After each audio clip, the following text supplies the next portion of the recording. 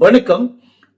முதலமைச்சர் விஜய் 5 வருஷம் தேவையில்ல, 5 மாசம் தேவையில்ல, 5 வாரம் தேவையில்ல, 5 நாள் தேவையில்ல, 5 மணி நேரம் கூட தேவையில்ல. வெறும் 5 நிமிஷம் முதலமைச்சர் விஜய் அப்படின்னு வந்தா போதுண்டாங்களுக்கு. ஏன்னு கேட்டீங்கன்னா, அதாவது பட்ட கஷ்டத்துக்கெல்லாம் ஒரு பெரிய மருந்து அதுதான். வேற வழியே கிடையாது. வெச்ச அவதூறுகள் எத்தனை, வெச்ச பழிகள் எத்தனை, நீங்க வச்சது எல்லாமே விஜய் சார் மேல வன்மம் மட்டும்தான்.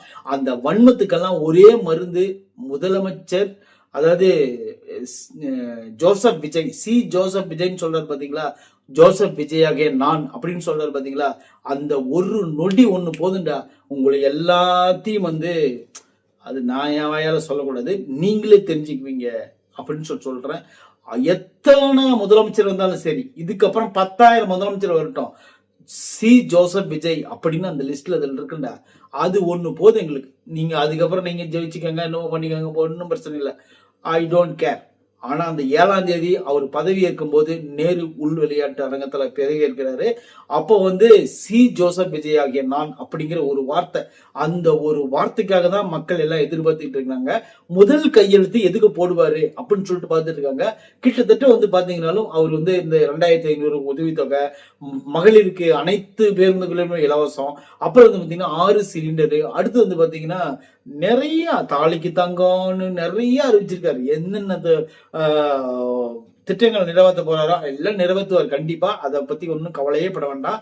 ஜெயிச்சவன், ஓட்டு போட்டவன், போடாதவன், இந்த போடாதவனால வாங்காம விட்டீங்கன்னா பரவாயில்ல, உண்மையிலே சொல்றேன். ஏன்னா நம்மளுக்கு தான், நீங்க தானே முதல்ல நினைப்பீங்க, அது வேற விஷயம். சரி, ஓகே, அதெல்லாம் கொடுங்க, நம்மளுக்கு வேணா.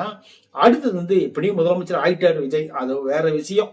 அதெல்லாம் கூட்டணி பேச்சு வார்த்தை, அங்க ஜெயிக்கிறது, இப்போ அதெல்லாம் அவங்க பாத்துக்குவாங்க, அது வேற. ஆனா 7ஆம் தேதி கண்டிப்பா நம்ம நாட்டுக்கு, நம்ம தமிழ்நாட்டுக்கு அண்ணன் தான் முதலமைச்சர். சரி, அதை விடுவோம். அடுத்துதான் இன்னொரு முக்கியமான நியூஸ் சொல்லிடுறேன். அதுன்னு பாத்தீங்கன்னா, ஐயா ஸ்டாலின் அவர்கள் இன்னைக்கு நன்றி சொல்ல கொளத்தூர் போனாரு. திடீர்னு அங்க இருக்கிறவங்க அழுக ஆரம்பிச்சிருவாங்க. தயவு செய்து அழுகாதீங்க அப்படின்னு சொல்லிட்டு ஸ்டாலின் அவர்கள் கலங்கினதை சேகர் பாபு கூடவே இருந்து கலங்கினாரு. கண்ணில் பார்க்க முடியல மனுஷனை.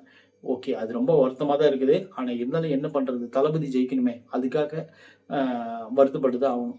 சரி, ஓகே, இந்த வீடியோவை இதோடு முடிச்சுக்கிறேன். நன்றி, வணக்கம்.